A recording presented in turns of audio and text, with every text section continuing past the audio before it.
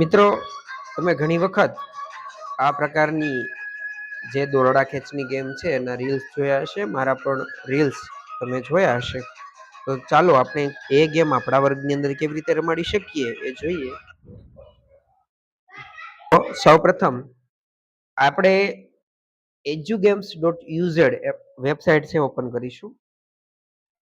આ website open કરશો એટલે અહીંયા ડાયરેક્ટ તમારે ગુજરાતી નહીં આવે. એના માટે તમારે ઉપર નોટિફિકેશનમાં હોય તો ત્યાંથી ભાષા સિલેક્ટ કરવાની, અથવા અહીંયા 3 ડોટ્સ છે ત્યાંથી તમારે ટ્રાન્સલેટ વાળો ઓપ્શનમાં જવાનું. એટલે તમને અહીંયા ઉપર આ રીતે દેખાશે.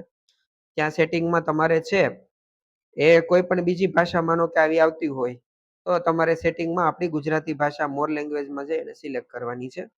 એટલે આપણું આ ગુજરાતી થઈ જશે. ત્યાર પછી આપણે ગણિત વિષય જે અત્યારે ભણાવવાનો તમારે ગણિત રાખવું હોય તો ગણિતમાં જવાનું છે.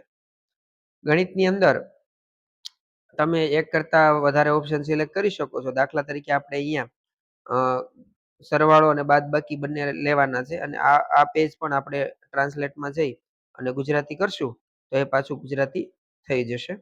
તો ઉમેરો અને બાદબાકી સિલેક્ટ કર્યા પછી આપણે આગળ જવાનું છે.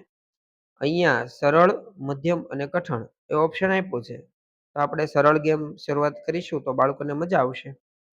તો આપણે સરળ સિલેક્ટ કરશું. અહીંયા ટીમનું નામ દાખલા તરીકે પહેલી ટીમ છે એ માનો કે બોયઝ અને ગર્લ્સ રાખ્યું હોય તમારે, તો બોયઝ અને અહીંયા ગર્લ્સ એવું લખીને રમત શરૂ કરીશું. તો અહીંયા તમારે ઓટોમેટિક છોકરાઓ અને છોકરીઓ એ રીતના બે ટીમ પડી જાય છે.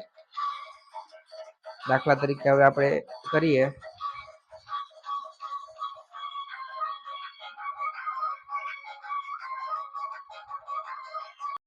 શિક્ષણને લગતા આવા જ વિડીયો જોવા માટે, માહિતી મેળવવા માટે પેજને ફોલો કરવાનું ભૂલશો નહીં.